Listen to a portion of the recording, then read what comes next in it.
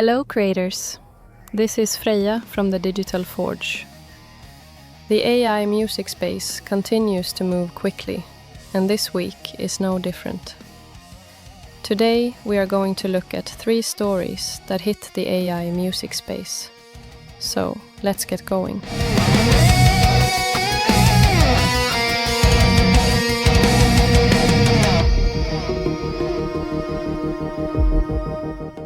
Let's start by looking at the open letter directed at Suno's CEO. And it's a document that tells us a lot about where the music industry currently stands on generative AI. The letter raises 3 major concerns. First, streaming fraud. The authors argue that AI tools could enable people to mass generate songs and upload them to streaming platforms, potentially farming royalties through automated streams. That is a real issue worth discussing. But it's important to understand that the fraud here is the bot streaming, not the AI itself. Streaming manipulation has existed for years, long before generative music appeared. Second, the letter questions training data. The argument is that AI systems like Suno may have been trained on copyrighted music without permission. This is one of the central legal debates across the entire AI industry right now, not just music. Courts around the world are currently trying to decide where the line lies between inspiration, transformation, and infringement. Third, the letter argues that AI-generated music lacks real human emotion. This is where the tone of the letter shifts from legal concern to something closer to cultural anxiety. Music history is full of moments like this. Synthesizers, drum machines, and digital production tools were all once criticized for being not real music. In hindsight, those technologies simply became part of the creative toolkit. Some parts of the letter are clearly what you might call pure rhetorical theater. Statements comparing deeply human musical experiences to modern digital culture are designed more to provoke emotion than to build a technical argument. So what are we actually seeing here? In many ways, this letter reflects a familiar pattern in the history of technology and media. When a new tool dramatically lowers the barrier to creating and distributing art, established industries often respond with concern about quality, authenticity, and economic disruption. Some of those concerns are legitimate. Others reflect a deeper fear. Loss of control over who gets to create music and how it reaches audiences. For creators using generative AI tools, the key takeaway is this. The debate is far from settled. Laws, licensing models, and industry standards are still evolving. But one thing is clear. Generative AI is now part of the music ecosystem, and the real challenge ahead will be finding ways for technology, creators, and rights holders to coexist. This conversation is only just beginning.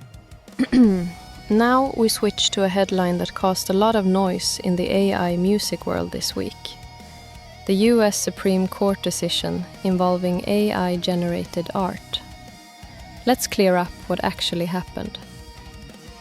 The Supreme Court did not create a new law about AI. Instead, it simply declined to hear an appeal in a case called Thaler versus Perlmutter.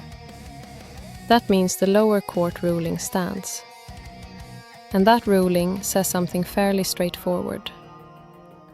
Under current United States copyright law, a work must have a human author in order to receive copyright protection. It's also important to understand something here that often gets lost online. This ruling applies only to the United States legal system. The US Supreme Court interprets American law. It does not create copyright rules for the rest of the world. Different countries have different copyright frameworks, and many of those discussions around AI are still evolving. Now, the case itself involved a researcher who submitted an artwork to the US Copyright Office and claimed it was created entirely by an AI system with no human creative input at all.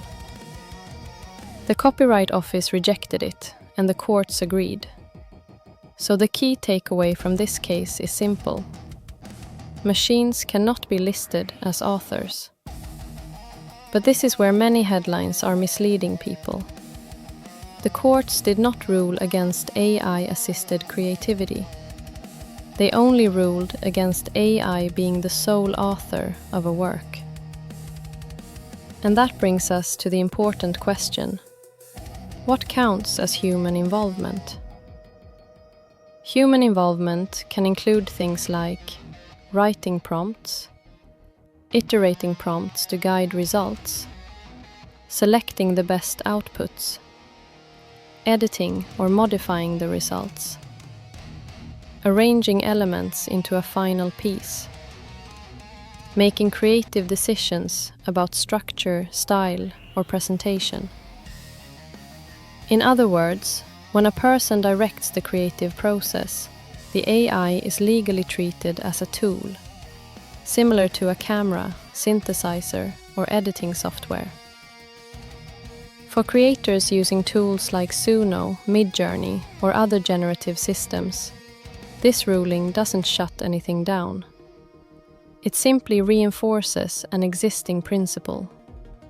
Copyright protects human creativity. And when humans guide AI systems creatively, that human role is still very much part of the work.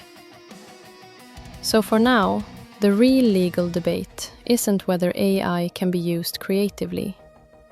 It's where the line sits between human direction and fully autonomous generation. And that conversation is still ongoing. This week, something extremely important happened in the world of AI music. Sweden's music rights organization STIM has launched what it describes as the world's first collective license for artificial intelligence music systems. For the first time anywhere, a music rights society has created a framework that allows AI companies to legally train models on music, generate new music, and run AI music services, while ensuring that songwriters are compensated. In simple terms, this is an attempt to answer one of the biggest questions facing the music industry today. How do we allow AI music technology to develop, while still protecting the rights and income of music creators? STIM believes it has found a possible answer. This new license is still in its early stages, but it could become one of the most important developments in the relationship between AI and the music industry. So let's break down what this system actually is, why it exists, and what it might mean for creators using AI music platforms like Suno. Since the beginning of 2023, generative AI has moved from experimental technology to something millions of people are actively using. AI tools can now generate full songs, instrumental tracks, lyrics, and vocal performances with simple prompts. This rapid growth has created both excitement and fear inside the music industry. On one hand, AI tools are opening the door for a massive new wave of creativity. Millions of people who previously had no access to music production can now create songs. On the other hand, the industry is deeply concerned about how these systems are trained. Most generative AI models learn by analyzing enormous collections of existing music. That training process allows the system to understand musical structures, patterns, instrumentation, and style. The key issue is that much of this training data contains copyrighted music created by human artists. Many rights holders argue that if AI systems are learning from copyrighted works, then the creators of those works should receive compensation. Some estimates suggest that up to 24% of music creators' revenue could disappear by 2028 due to AI developments, if the industry does not establish new licensing models. This is the problem STIM is attempting to address. Instead of trying to stop AI technology entirely, STIM's approach is to create a legal licensing system that allows AI development to continue while paying creators for the value their music provides. The new STIM license is designed specifically for AI music services. That means companies building generative music tools, AI songwriting systems, or automated music generation platforms. The license allows these companies to legally do 3 important things. First, it allows them to train AI models using licensed music works. Second, it allows them to run AI music services that generate new music for users. Third, it allows the music generated by those systems to be distributed to third parties, including streaming platforms or other services. In exchange for these rights, the AI company must pay royalties through the licensing system. This compensation happens in multiple stages. There is payment when the AI model is trained. There is payment when users access the AI service. And there is payment when music generated by the AI is distributed or used commercially. This means the creators whose music contributed to the system receive compensation not only for the training process itself, but also for the ongoing use of the AI service. One important feature of the STIM system is that it is opt-in. Only music creators who explicitly agree to participate will have their works included in the licensed catalog. If a songwriter or publisher does not choose to participate, their music will not be licensed to AI companies through this system. This approach is designed to address one of the biggest criticisms of AI training: that artists' work is being used without their permission. STIM system attempts to solve that by ensuring that only music from creators who have actively given consent can be used.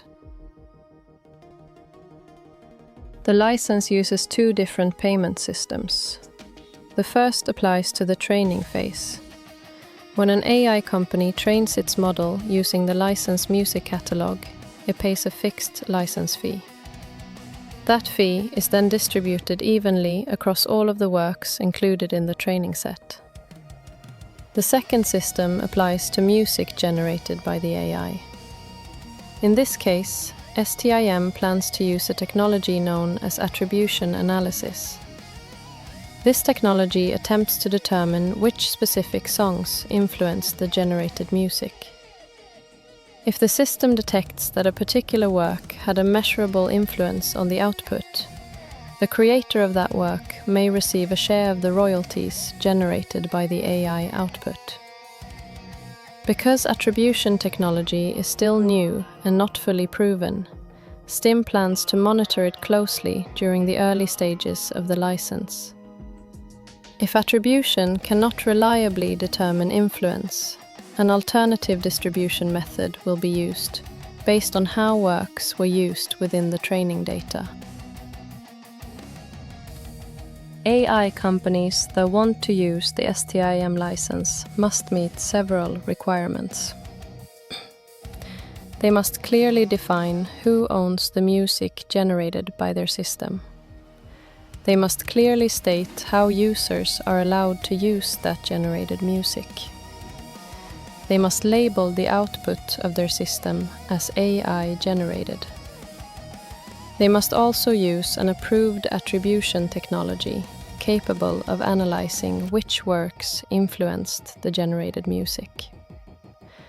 Finally, the AI service must collect payments when generated music is used commercially and ensure that those royalties are distributed through the licensing system. In short, the license attempts to build a structure where AI music platforms operate more like traditional music businesses, with licensing and royalty payments built into the system.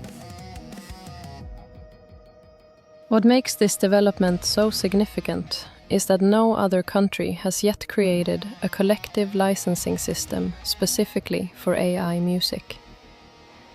In many places, the debate around AI and music is still happening primarily through lawsuits and legal disputes. STIM is taking a different approach. Instead of focusing only on enforcement or restriction, the organization is trying to create a functional economic model that allows AI companies and music creators to coexist within the same system. This makes Sweden one of the first countries attempting to build a structured licensing framework for generative AI music. Right now, the license is operating as a pilot program, involving only a small catalog of works and a limited number of AI startups. But if the system works, it could become a model that other countries adopt. For users of AI music tools such as Suno, this development could have several long-term implications. First, it signals that the music industry is likely moving toward licensed training datasets. Future AI music systems may increasingly rely on music catalogs that have been licensed directly from rights holders. Second, it suggests that royalty systems for AI music may become more common. Instead of AI platforms operating completely outside traditional music licensing structures, they may eventually be required to share revenue with rights holders. Third, it reinforces the idea that AI-generated music will likely need to be clearly identified as AI created. This is something STIM specifically requires within its licensing system. Finally, this development shows that the music industry may be shifting away from a purely confrontational stance toward AI. Rather than trying to eliminate the technology, some organizations are now exploring ways to integrate AI into the existing music economy. For creators who use generative AI music platforms, such as Suno, Udio, or similar tools, this development is important, even if you are not directly involved in the licensing system. At the moment, most AI music platforms operate in a legal environment that is still being defined.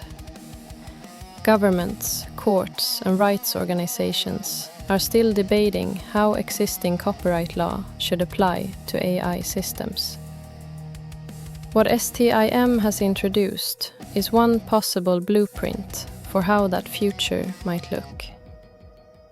If systems like this become more widely adopted, AI music platforms may increasingly move toward licensed training data, rather than relying on unlicensed datasets.